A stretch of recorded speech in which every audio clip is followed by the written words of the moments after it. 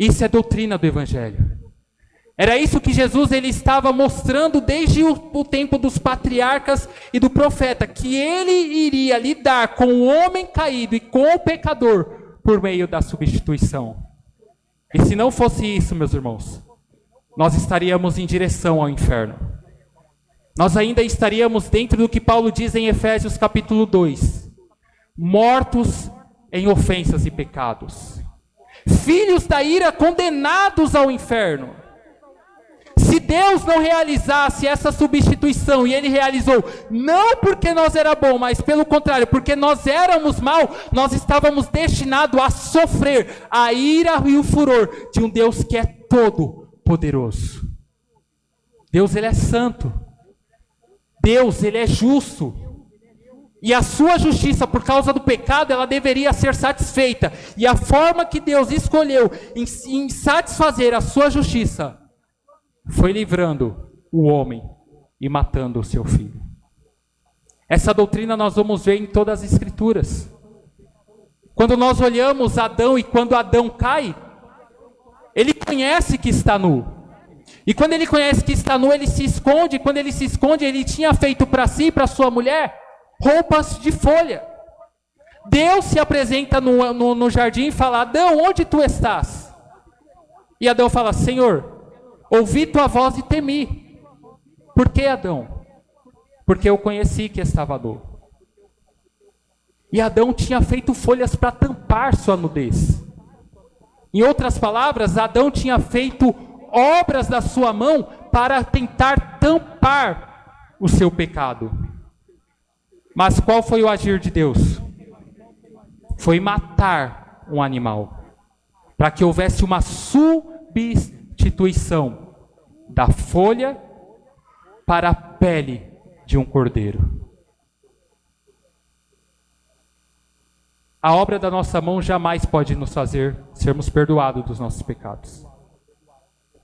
Qualquer esforço que nós fazemos não pode fazer com que Deus olhe para nós e diga: Ele merece, porque Ele deu um jeitinho de tampar a nudez.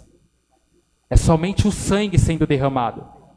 É somente Deus fazendo essa substituição, pegando um cordeiro, matando, derramando o seu sangue para cobrirmos dos nossos pecados.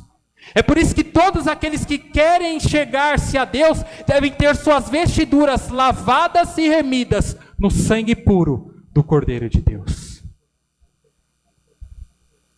O que fez a oferta de Abel ser aceita diante de Deus foi o sangue derramado. Era o animal que ele pegava e imolava. Quando nós vamos ao pai da fé, Abraão, nós vamos ver que Deus chama e fala assim: olha, eu quero que você sacrifique o seu filho. E Abraão, pela fé, sendo obediente, ele prepara o holocausto, e no momento que ele vai sacrificar o seu filho, a voz brada do céu e diz: Abraão, não faça mal ao menino. Abraão ergue os olhos para trás de si, e ele vê o cordeiro provido por Deus. E o que acontece ali? A substituição. O cordeiro em lugar de Isaque, seu filho. Ou era essa maneira, ou Isaque seria sacrificado. Mas Abraão disse dos atributos mais lindos de Deus: o Senhor proverá. E Deus providenciou o cordeiro para que Isaque não morresse. É a obra que Cristo fez por nós. Para que nós, filhos dos homens, não morresse, Deus providenciou o seu filho em nosso lugar e o colocou para ser sacrificado. Quando Arão e Moisés eles vão instituir a Páscoa, qual que foi a ordem de Deus? Que um cordeiro macho e sem defeito fosse morto. E o seu sangue que derramado fosse espargido pelos umbrais da porta. Para quê? Para que os primogênitos não morressem. Você consegue enxergar a substituição aqui? Para que os primogênitos, ou seja, os primeiros filhos dali do Egito e dos israelitas, não morresse, o Cordeiro teve que morrer. Ali era Cristo já sendo anunciado. Pois Paulo, lembrando, ele diz, Cristo é o nosso Cordeiro Pascual que foi imolado. Então nós vamos ver Deus ele anunciando desde o Antigo Testamento a substituição por meio do Cordeiro. Levítico 16 também mostra essa substituição, para que a nação de Israel não sofresse a ira de Deus, um animal era morto. O sangue deveria ser derramado. E o segundo animal, ele era enviado pelo deserto, ou seja, os pecados de Israel indo para longe da presença de Deus. Era Cristo também sendo anunciado ali. Ele derramando o seu sangue em favor da humanidade pecadora e removendo a ira de Deus, levando os nossos pecados para o mar do esquecimento. E isso é mais claro em Isaías capítulo 53, se você puder ler comigo. Isaías ele vai começar dizendo quem deu crédito à nossa pregação. E aqui foi revelado o braço do Senhor.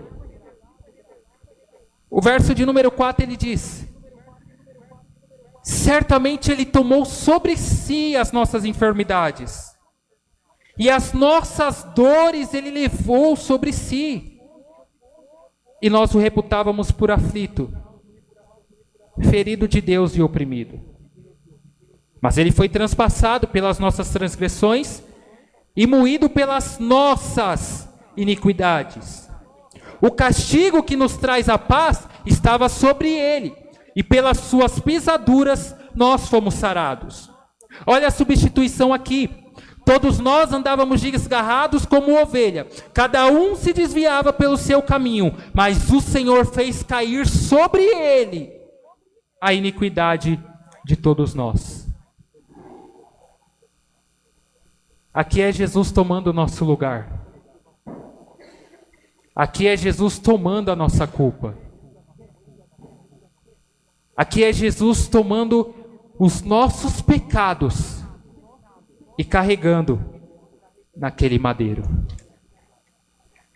Aqui nós vemos a doutrina da substituição, porque nós estávamos mortos em pecados.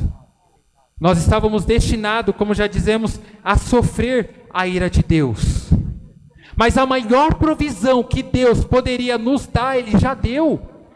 Cristo vindo a essa terra, tomando forma de homem, e na forma de homem se humilhando em obediência, e sendo obediente até a morte, e morte de cruz. É por isso que Efésios 1,7 diz: nele nós temos a redenção, por meio de seu sangue, o perdão dos nossos pecados, de acordo com as riquezas da graça de Deus. Ele nos